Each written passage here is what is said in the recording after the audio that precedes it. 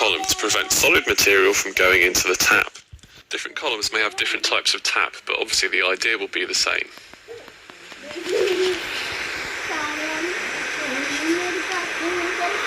Next, a small amount of sand is poured in to a depth of about 1 centimetre.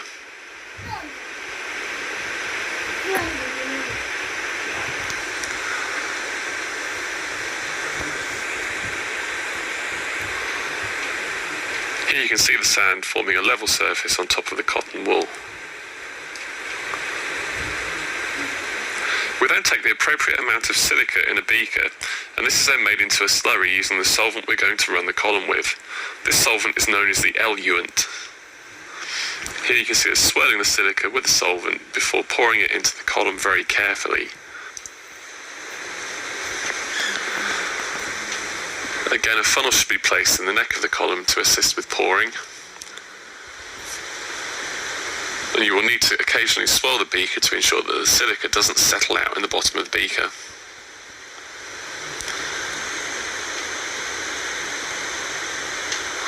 Where appropriate, more eluent should be added to reform the slurry to assist with pouring.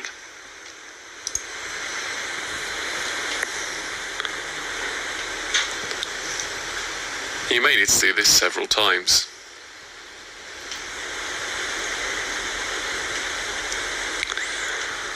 Should the level of the eluent get close to the top of the column, then some of it should be removed by opening the tap. We can run this into the beaker, which will then assist us in making a slurry with the remaining silica.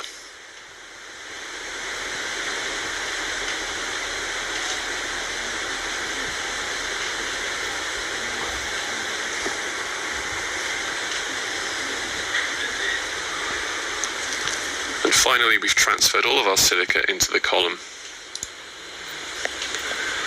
Now we need to run some of the eluent out of the column so that it comes down to the level of the silica.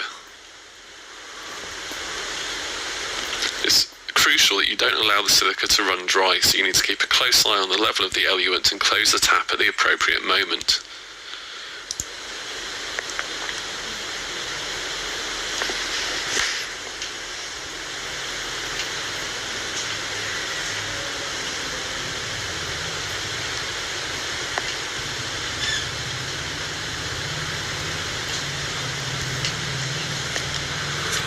Here you can see we've run the eluent down to the correct level so that the top of the silica has not dried out.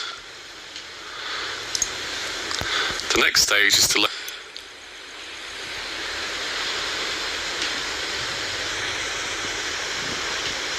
It's important to ensure that all of the crude compound has been dissolved.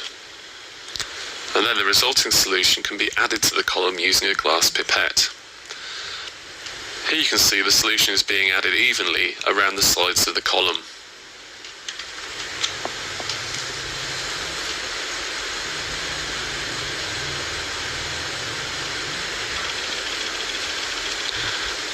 Now we add some sand to a depth of about 1 centimetre on the top of the column. This will protect the silica as we add eluent. And here you can see us topping up the column with eluent.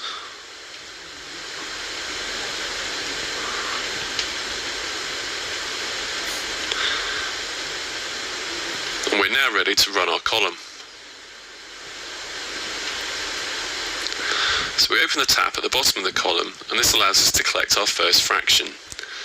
In this case, we're collecting the fractions in test tubes, but depending on the size of your column, you may use sample vials or even conical flasks.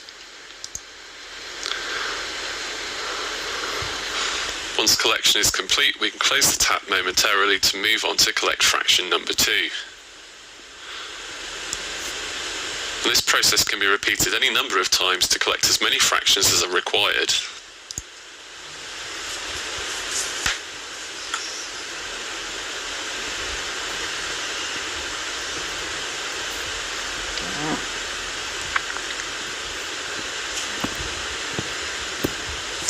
Because our compound is coloured in this case, we can actually see it moving down the silica. This will give us a good indication as to when it's actually eluting from the column. In cases where you can't see the compound because of any colour, you can use TLC to analyse the fractions to identify the presence of different compounds. And as the level of the eluent approaches the sand, it's important to make sure that you top it up. We can then continue to collect fractions, and in this case you can see that the yellow band in the silica is approaching the bottom of the column.